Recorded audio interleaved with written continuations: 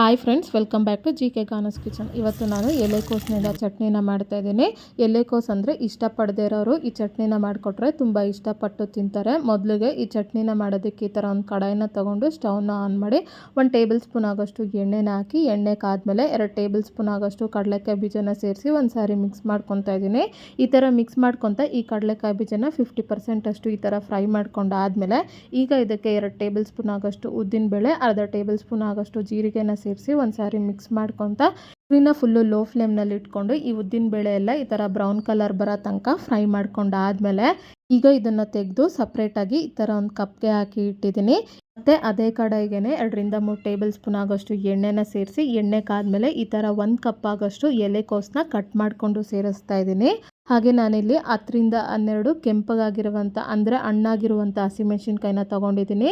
ಈ ಹಸಿಮೆಣ್ಸಿನ್ಕಾಯಿನ ಈ ಥರ ಅರ್ಧ ಪೀಸ್ ಮಾಡ್ಕೊಂಡು ಸೇರಿಸ್ಕೊತಾ ಇದ್ದೀನಿ. ಹಾಗೆ 3 ಮೀಡಿಯಮ್ ಸೈಜ್ ಇರುವಂಥ ಟೊಮೊಟೊನ ಈ ಥರ ಉದ್ದವಾಗಿ ಕಟ್ ಮಾಡಿ ಸೇರಿಸ್ಕೊಂಡು ರುಚಿಗೆ ತಕ್ಕಷ್ಟು ಕಲ್ಲುಪ್ಪನ್ನ ಸೇರಿಸ್ಕೊಂಡು ಒಂದು ಸಾರಿ ಮಿಕ್ಸ್ ಮಾಡ್ಕೊತಾ ಇದ್ದೀನಿ. ಈ ಥರ ಮಿಕ್ಸ್ ಮಾಡಿಕೊಂಡು ಈಗ ಇದನ್ನು ಮುಚ್ಚಿಡ್ತಾ ಇದ್ದೀನಿ. ಒಂದು 10 ನಿಮಿಷ ಮಧ್ಯದಲ್ಲಿ ಇದನ್ನು ಈ ಥರ ಮಿಕ್ಸ್ ಮಾಡ್ಕೊತ ನಾವು ಹಾಕಿರುವಂಥ ಎಲೆಕೋಸು ಟೊಮೊಟೊ ಎಲ್ಲ ಹಸಿ ವಾಸನೆ ಹೋಗಿ ಸಾಫ್ಟ್ ಆಗೋ ತನಕ ಫ್ರೈ ಮಾಡ್ಕೋಬೇಕು.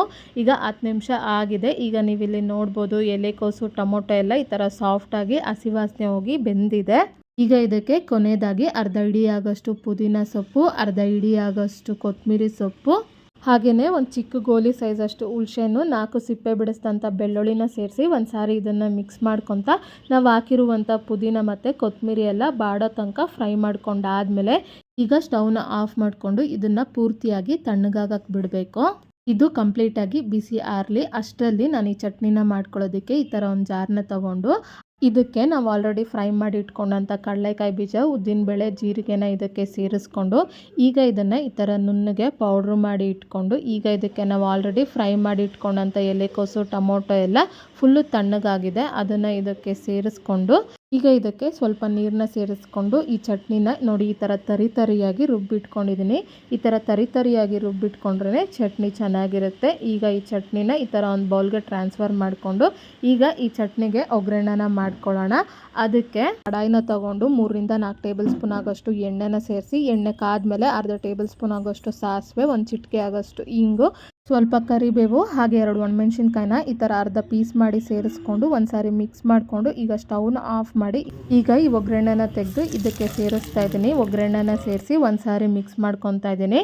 ಈ ಥರ ಮಿಕ್ಸ್ ಮಾಡ್ಕೊಂಡಾದ್ಮೇಲೆ ಈಗ ತುಂಬಾ ರುಚಿಯಾದಂಥ ಎಲೆಕೋಸಿನಿಂದ ಮಾಡಿದಂಥ ಚಟ್ನಿ ಈ ಥರ ರೆಡಿಯಾಗಿದೆ. ಈಗ ಈ ಚಟ್ನಿನ ಈ ಥರ ಸರ್ವಿಂಗ್ ಬೌಲ್ಗೆ ತೊಗೊತಾ ಇದ್ದೀನಿ. ಎಲೆಕೋಸು ಅಂದರೆ ಇಷ್ಟಪಡದೇ ಇರೋರು ಕೂಡ ಈ ಥರ ಚಟ್ನಿನ ಮಾಡಿಕೊಟ್ರೆ ತುಂಬ ಇಷ್ಟಪಟ್ಟು ತಿಂತಾರೆ. ಈ ಚಟ್ನಿ ಅನ್ನದ ಜೊತೆಗೆ ಮುದ್ದೆ ಜೊತೆಗೆ ತುಂಬಾ ಚೆನ್ನಾಗಿರುತ್ತೆ. ಈ ರೆಸಿಪಿನ ನೀವು ಒಂದ್ಸರಿ ಟ್ರೈ ಮಾಡಿ ನಿಮ್ಗೆ ಹೇಗೆ ಬಂತು ಅಂತ ನನಗೆ ಕಮೆಂಟ್ ಬಾಕ್ಸ್ನಲ್ಲಿ ತಿಳಿಸಿ. ಹಾಗೆ ನಿಮ್ಗೆ ಯಾವುದೇ ರೆಸಿಪಿ ಬೇಕಾಗಿದ್ದರೂ ಕಮೆಂಟ್ ಬಾಕ್ಸ್ನಲ್ಲಿ ಕಮೆಂಟ್ ಮಾಡಿ. ಹಾಗೆ ಈ ರೆಸಿಪಿ ನಿಮ್ಗೆ ಇಷ್ಟ ಆದಲ್ಲಿ ಲೈಕ್ ಮಾಡಿ, ಶೇರ್ ಮಾಡಿ, ಸಬ್ಸ್ಕ್ರೈಬ್ ಮಾಡಿ.